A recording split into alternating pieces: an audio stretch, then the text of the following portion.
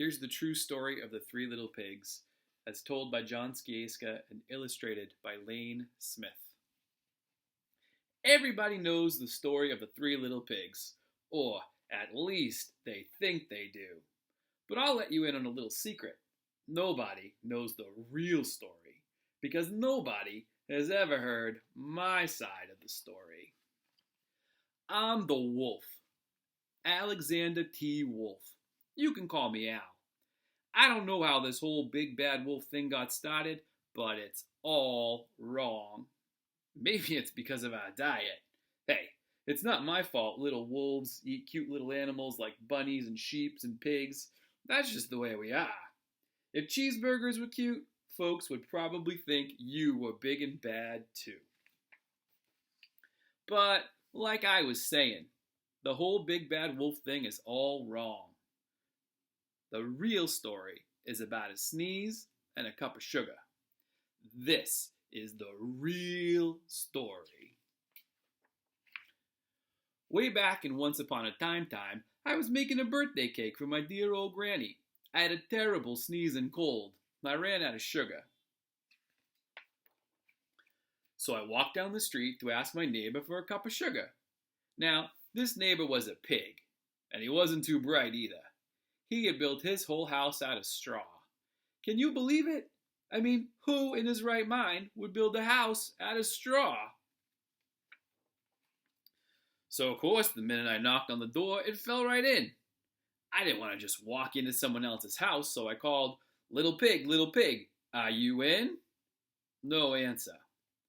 I was just about to go home without the cup of sugar for my dear old granny's birthday cake. That's when my nose started to itch. I felt a sneeze coming on. Well, I and I achoo! And I sneezed a great sneeze. And do you know what? That whole darn straw house fell down. And right in the middle of the pile of straw was the first little pig, dead as a doornail. He had been home the whole time. It seemed like a shame to leave a perfectly good ham dinner lying there in the straw, so I ate it up. Think of it as a big cheeseburger, just lying there. I was feeling a little better, but I still didn't have my cup of sugar, so I went to the next neighbor's house. This neighbor was the first little pig's brother. He was a little smarter, but not much. He had built his house out of sticks. I rang the bell on the stick house. Nobody answered. I called, Mr. Pig, are you in?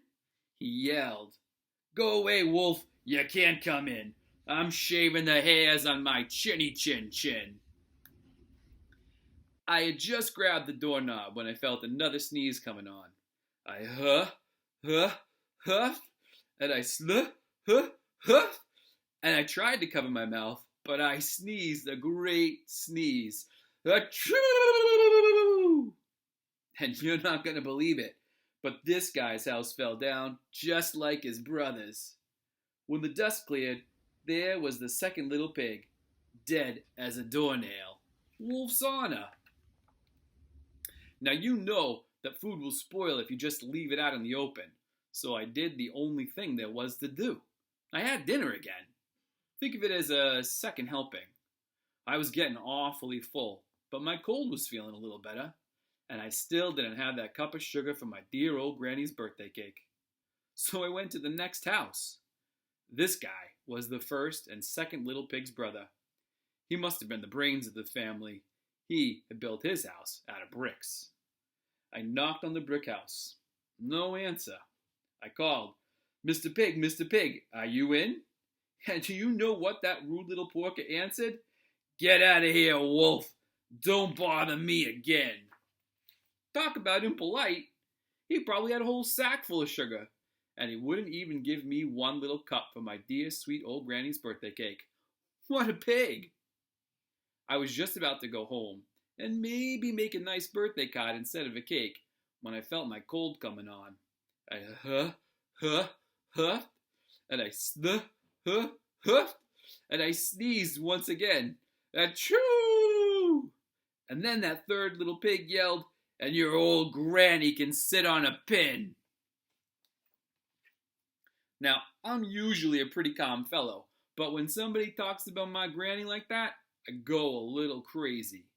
When the cops drove up, of course I was trying to break down this pig's door. And the whole time I was huffing and puffing and sneezing and making a real scene. The rest, as they say, is history. The news reporters found out about the two pigs I had for dinner. They figured a sick guy going to borrow a cup of sugar didn't sound very exciting. So they jazzed up the story with all that huff and puff and blow your house down. And they made me the big bad wolf. That's it. The real story. I was framed. But maybe you could lend me a cup of sugar?